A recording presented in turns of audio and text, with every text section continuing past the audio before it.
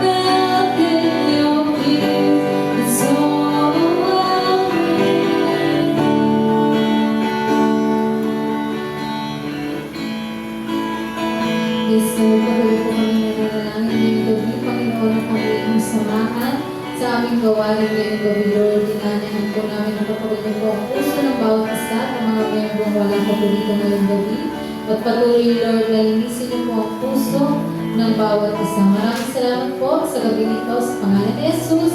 Amen and amen. Patuloy po tayo umawit. Awitin po natin ang araw-araw.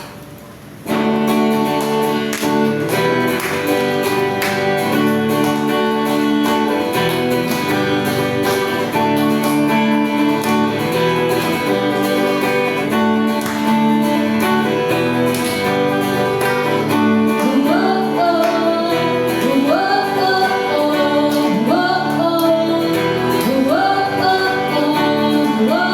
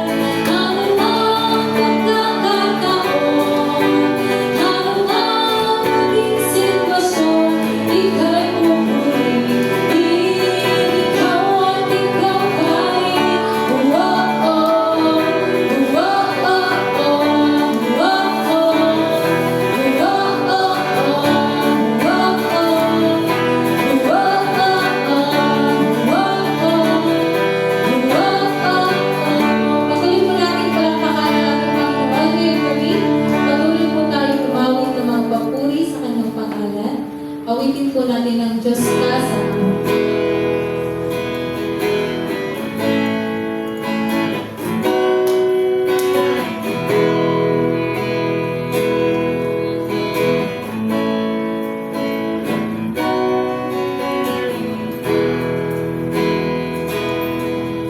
Ikaw ang tunay na dakila sa mundo.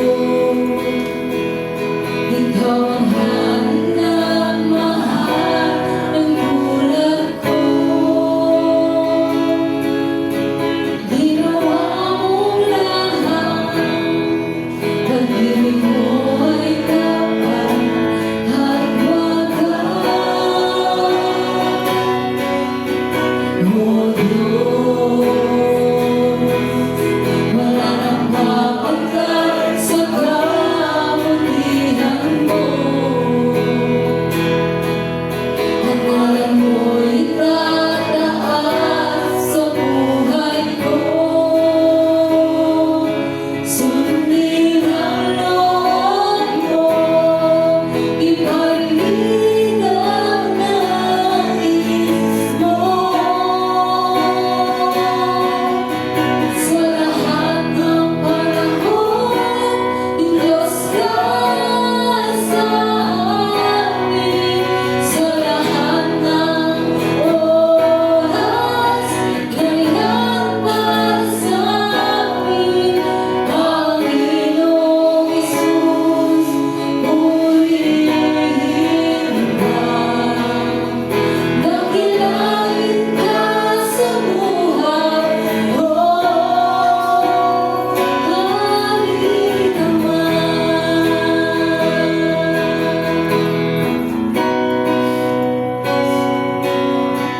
Oh Diyos, ikaw ang tunay na dakila sa mundo. Ikaw ang hari na mahal ng bulag ko. Sundin ang loob mo, iparinig ang nais mo. Sa lahat ng panahon, Diyos ka sa amin. Sa lahat ng oras, ganyan para sa amin. Panginoong Hesus, purihin ka. Dakilain ka sa buhay ko. Di nagbabago, Diyos ka sa amin. Aming sandigan, nariyan para sa amin. Panginoong Hesus, maghari ka. Maliwanag ka sa buhay ko, kami naman.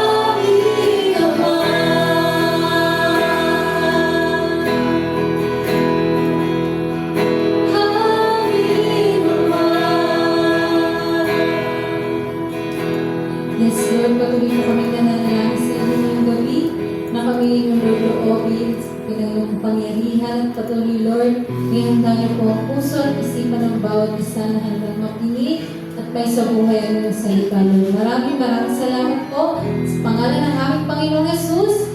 Amen and amen. Marito po tayo ng po. Para naman po sa ating testimony, tinatawagan po natin ang ating birthday girl, Sister Patricia Lacortez.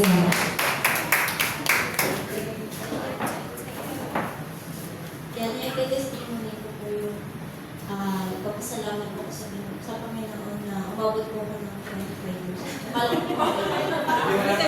Akala ko 80. Ayan, nagpapasalamat ako sa Panginoon na umabot ako ng ganitong edad and yun po. Tapos ano po, mas ginagabayan po ko ng Panginoon na alam kong nasa katabi ko siya. And nagagamit po ako sa church. And ayun po yung health ng family ko, lahat ng mga sa buhay. And ayun din po, nagkakasalamat ko din po na hindi ko man po nadala yung mama, ate, yung pamangkin ko po dito sa church. Pero alam ko kung nadala ko po siya sa Panginoon. Kasi meron po sa harapan po namin na church, doon po sila active na tapat po ng bahay namin. And doon po sila yan lang. Thank you. Maraming salamat po. At para naman po sa ating God's message, tinatawagan po ni Sister Mary Joy Tuquero.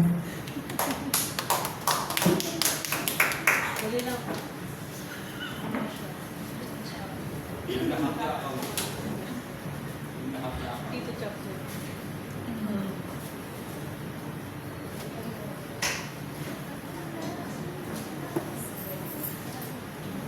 Parang ganito po sa akin.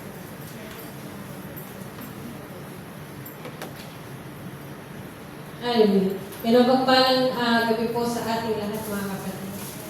Amen. Kamusta po tayo? Hallelujah. Sige po, inaasahan po ang lahat na tumayo at basahin ang ating salita. Salita ng ating Panginoon sa Tito chapter 2. Tito.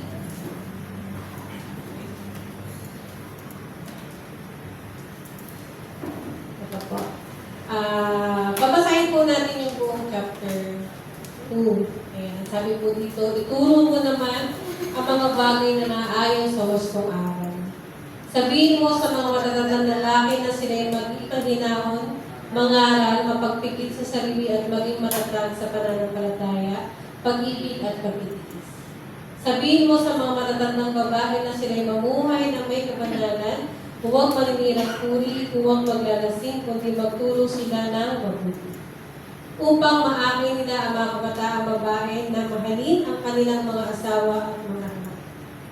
At sa mga kabataan ito ay kailangan din turuan na maging mahinahon, malinis ang isipan, masipag sa gawaing bahay, mabait at masunurin sa kanilang asawa upang walang masabi ang sino man lamang salita ng Diyos ng dahil sa kanila. Turuan mo rin ang mga kabataang lalaki na maging mapagpili sa sarili. Sa lahat ng paraan, maging halimbawa ka ng mabuting ugali at maging tapat ka at kagalang-galang sa iyong pagtuturo. Nararapat na pananalita ang lagi mong gamitin upang hindi makita sa nino man ang mga sinasabi mo, kaya't mapapahiya ang ating mga kalaban sapagkat wala silang masasabi masama laban sa atin. Turuan mo ang mga alipin na maging masunurin at kalugod-lugod sa kanilang mga amo, hindi nila dapat sagot-sagutin ang mga ito. Ni pagnakawan man, dapat silang maging tapat sa lahat ng pagkakataon upang maipakita nila sa lahat nilang ginagawa ang kagandahan ng mga katuruan ng Diyos na ating tagapagligtas. Sapagkat nahayag na ang kagandahang loob ng Diyos na nagtutulog ng kaligtasan sa lahat ng tao. Amen. Tayo po ay pananagaling na namin. Panginoon, maraming salamat po sa gabi nito. Panginoon, nangyayako namin, Lord, na kami po iyong gabay, Panginoon, ay pakahanda po namin po sa isipan, Panginoon, sa iyong salita. Panginoon, dadalangin din namin, Lord, na pagpalain at ingatan mo rin po ang aming mga manggagawa, ang Jacopel at Pastor Dulas, Panginoon, hanggang sa kanilang pag-uwi, Panginoon, pagpapala, Panginoon po, pati po sa kanyang anak, Panginoon, ikaw po patuloy na kumilos, manguna sa aming gawain hanggang sa pagtatapos ito, Panginoon. Maraming salamat po, purihin ka, sa pangalan ng aming Panginoong Jesus. Amen and amen. Magpapalagan po sa ating lahat. Yan, pang-share ko rin po at maaari po habang kay buti na lang po kay Chan de Peligro, walang budget yung mga na. Pero ako, may mga na hingian na po siya, ay hindi naman nahingian, nag-ask ng Gcash. Isa na po si Pat, si Jack, pinadamay na din.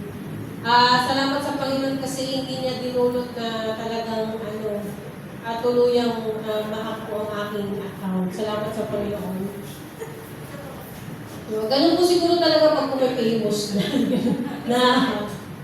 Ayan. At akin na pong pinrivate ng aking mobile. At paalala lamang po kung tayo din magbibigay ng alimbang detalye, number, pangalan. Malito siya sa pangalan ko, kung Mary Jane, kung Mary Joy.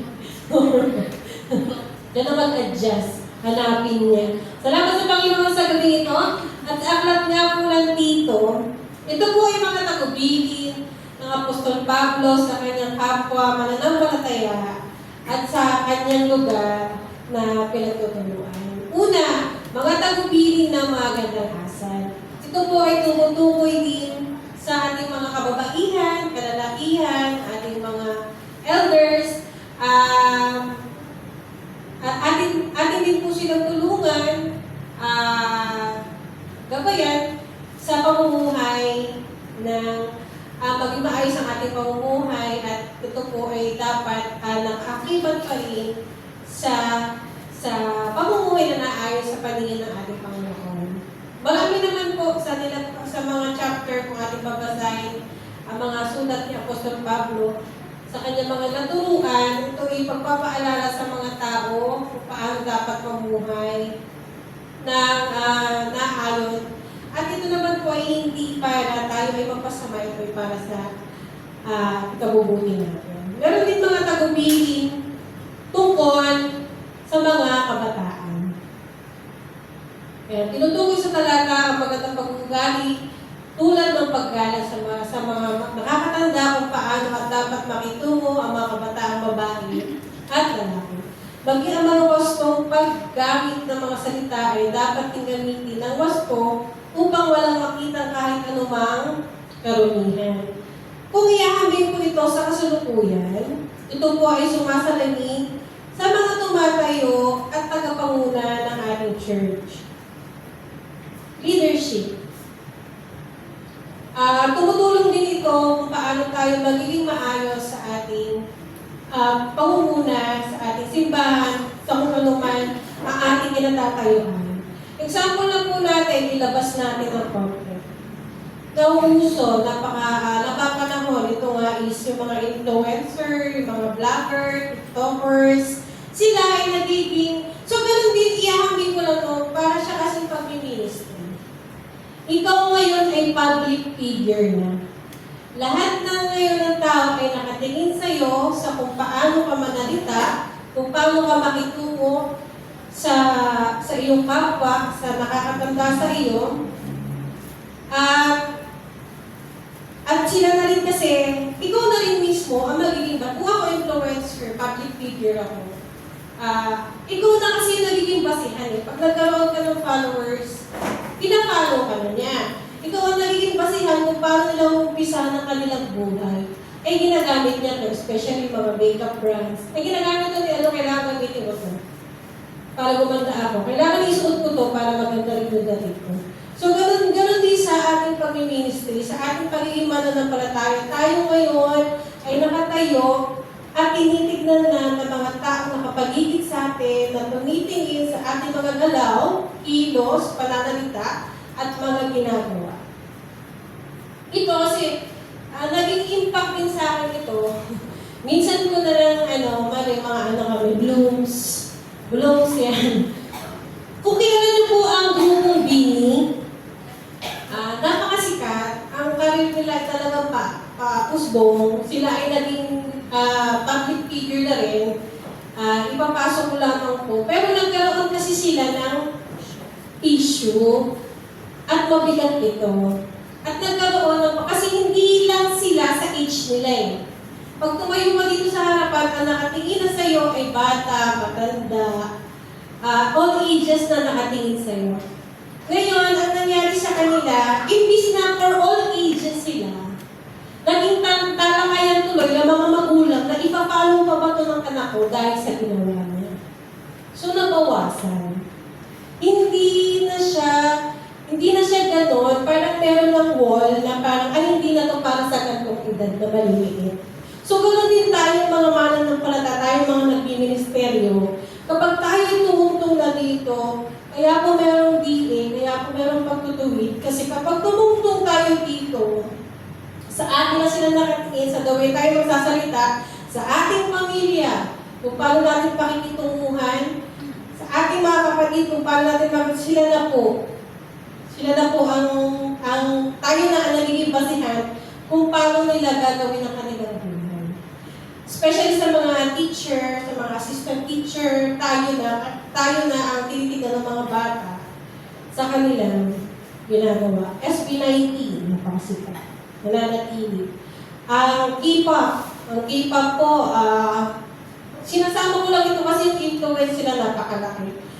Nagkakaroon sila ng suicide. Bakit? Kasi meron silang cancer issue na kung saan kapag nakagawa sila ng hindi magandang bagay, ang career nila ay babagsak, bubulusok pa ba. Yung isang Korean actor talagang bumulusok. Ngayon, pa-recover pa lang siya. So, gano'n. Sa pagmiministeri po, gano'n siya. Kaya, kung kayo ay tumatayo sa harapan, kailangan po nakikita rin ito ng bawat edad na nakatingin na atin nakakasalubong sa atin. Kasi tayo ay may impact sa kanila. Pero sasabihin na rin natin, kailangan natin maging perfect. Kahit na naghihirapan ka, kahit na nasasaktan ka, nahihirapan ka, magpatuloy ka pa rin sa ministeryo. Meron ako dating cell group. Akala niya, maginhawa ang buhay ko. Akala niya, hindi ako nahihirapan. Kasi ikaw kasi ate ganyan. Ikaw kasi ate ganyan. Hindi ko lang kasi sinasabi. Kasi ayoko makitaan mo ko ng kahit kaniting na weakness. Ayoko pag-isipan mo ko na wala akong pera. Gusto ko kapag nakikita mo ko at nagse-cell group tayo, gusto ko makita mo ko, leader, na ay si ate ay ganyan. Okay naman, ang impact sa kanya, ang tingin niya ay maganda ang buhay ko. Ang tingin niya ay smooth lang, nakakayanan ko, ganyan. Ganun din na nagiging impact. So, ganun yung impact sa kanya. May negative, may positive side.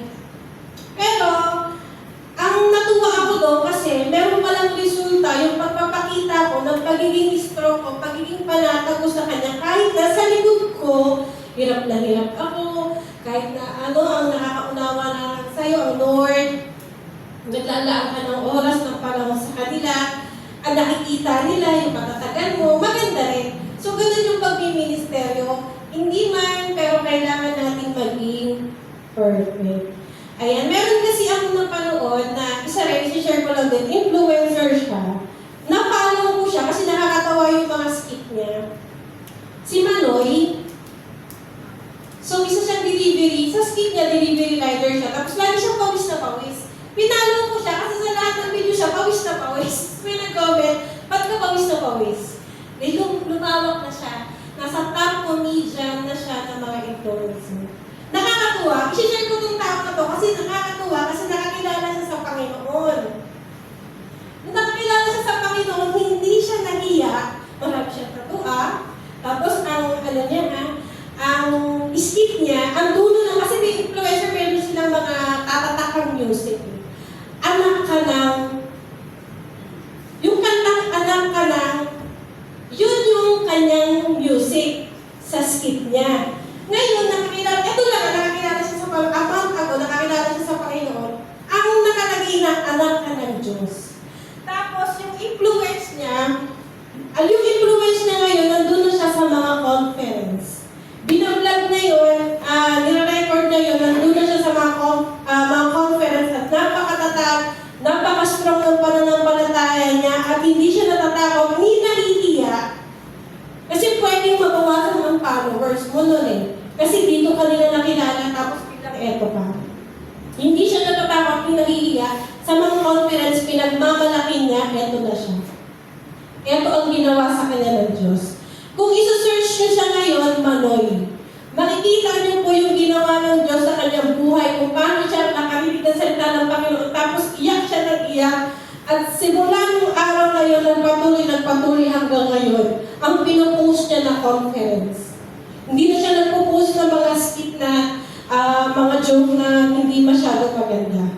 Ingat na siya. So, ganun po. Kaya tinuturo sa atin ng ating Panginoon na mga tagubilin ng magagandang asal kasi tayo bilang mananampalataya ay tinitignan ng ating kapwa. Sa pangalawa naman po, sa verse 9 to 10, ito naman po ay tagubilin ng katapatan. May naalala akong mensahe ng ating attorney Nea, integrity can give you security. Ang katapatan ang magbibigay sa iyo ng seguridad kasi ako sa aking trabaho ko ay malapitin sa tukso.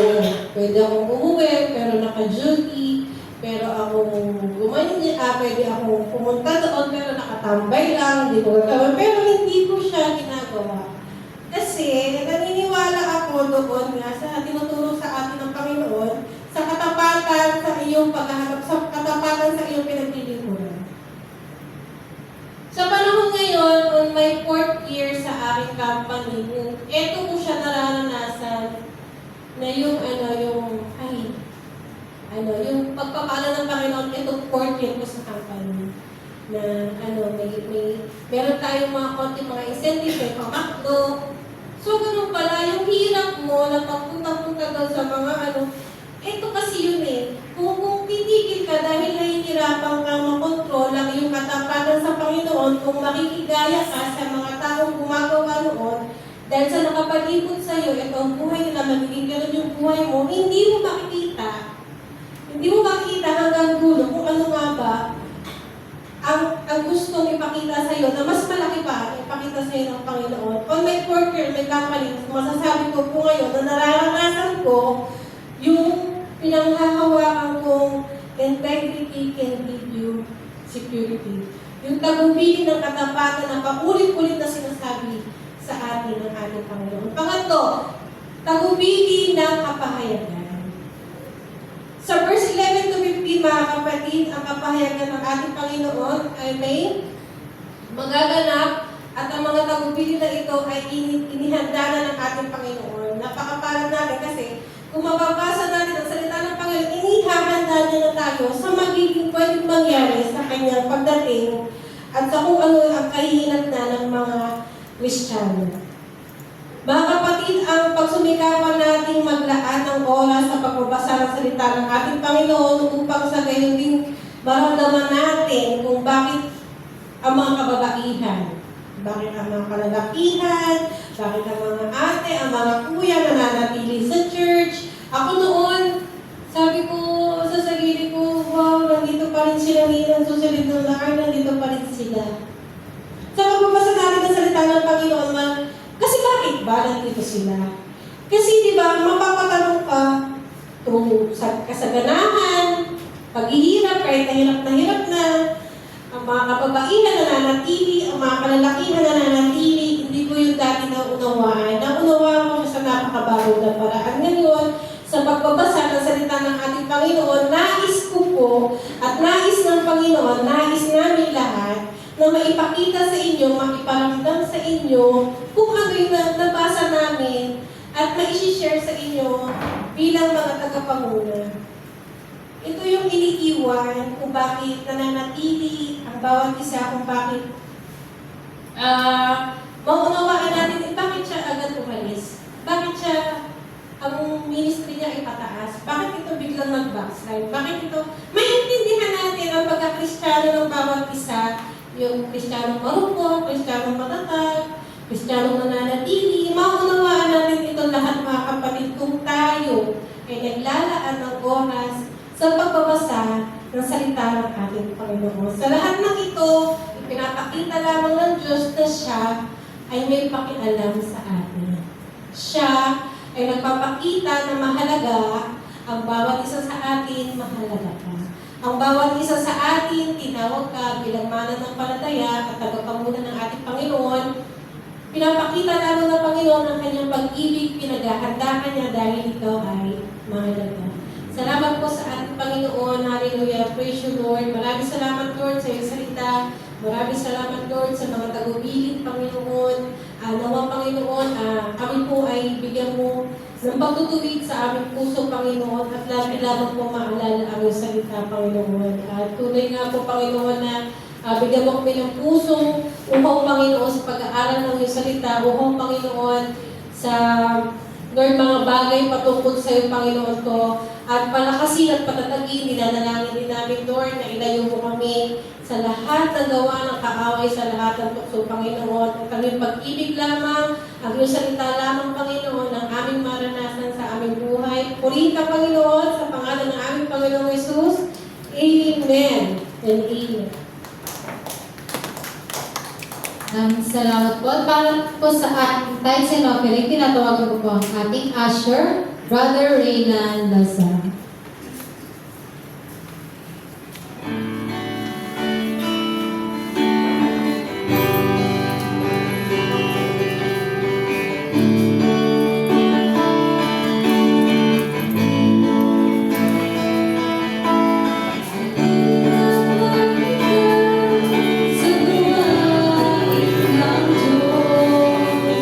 Nais mo ikaw, pagpalain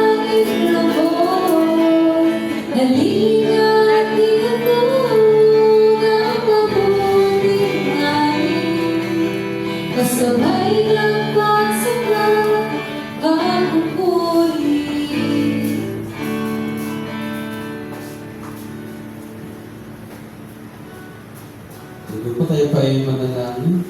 Panginoon namin makapangyarihan sa lahat, salamat muli Panginoon sa aming kalakasan, pagpapala Panginoon sa mga panibago namin mga blessings na aming natanggap for the Holy Week Panginoon. Lord, bless them Panginoon ang aming pong mga kinikita, ang lahat ng aming pong source of income, upang niyo po'y magamit sa patuloy na paglago ng inyong pong ministeryo sa lugar po ng Montalban, maging Lord sa lugar po ng San Isidro, Panginoon. Purihin ka, Lord God, sa pangalan ni Jesus. Amen.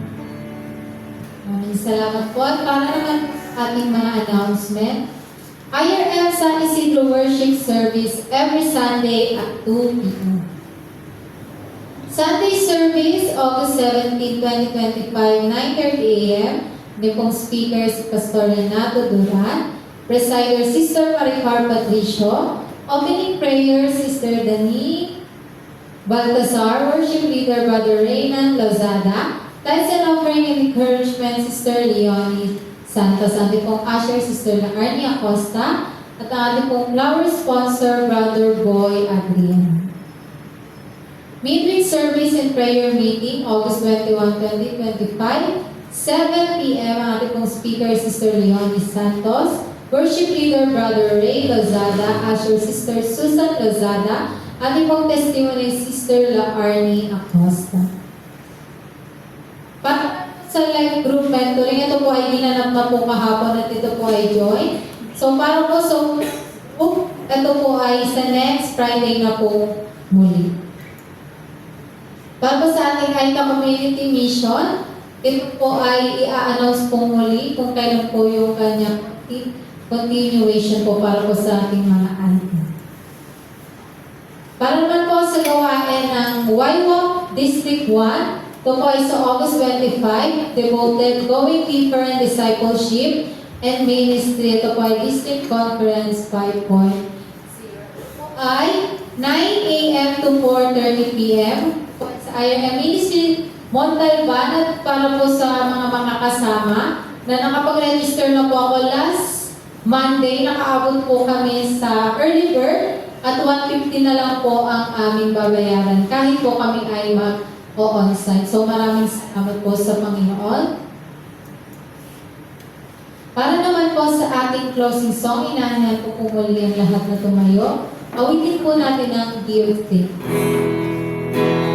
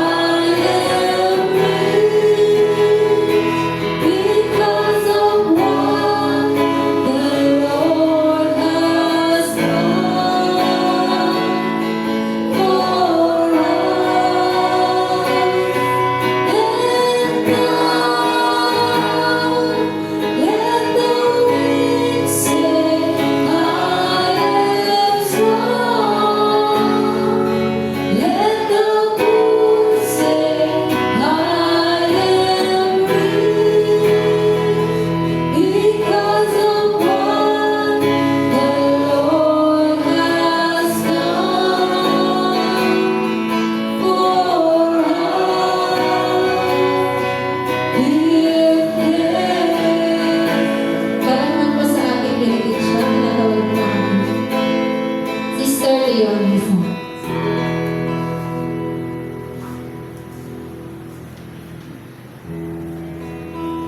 Tayo po'y manalangin. Aming Ama, maraming po salamat sa natapos po namin gawain. Tunay Panginoon, ang pagpapaalala mo sa amin ng iyong mga salita ay isabuhay namin ang katapatan at ang mga buting asal na nais mo. Nais mo po Panginoon na kami ay maging righteous palagi. Maging banal sa harapan mo Panginoon. Paspasan mo at pagpalain ang iglesyang ito. Tulungan mo po ang bawat isa Panginoon na may isabuhay ang iyong mga salita na aming narinig. At tuloy mo po kami kabayan ng iyong mga salita sa araw-araw. May pagpatuloy po namin ang aming pananalangin at ang aming mga devotion. Lord, humingi po kami ng kapatawaran sa aming mga pagkukulang, mga kasalanang nagagawa sa araw-araw. Patawarin mo po kami at linisin mo po kami ng iyong mga dugo at gawin mo po kami karapat-dapat sa iyong harapan. Taas po natin ang ating mga kamay. Panginoon, sa oras po na ito, nagpapasalamat kami ng lubos. Gabayan mo po ang bawat isa sa aming pag-uwi. Ingatan mo po ang bawat isa. At nawa Panginoon, ang kapayapaan ay sa aming lahat. Ang iyong kasama ng iyong anak na si Jesus at ang diwang manalo ay sa aming Panginoon. Salamat Ama. Ikaw po ang may taas namin. Pinupuri ka namin at pinasasalamatan sa pangalan ng iyong anak na si Jesus. Amen.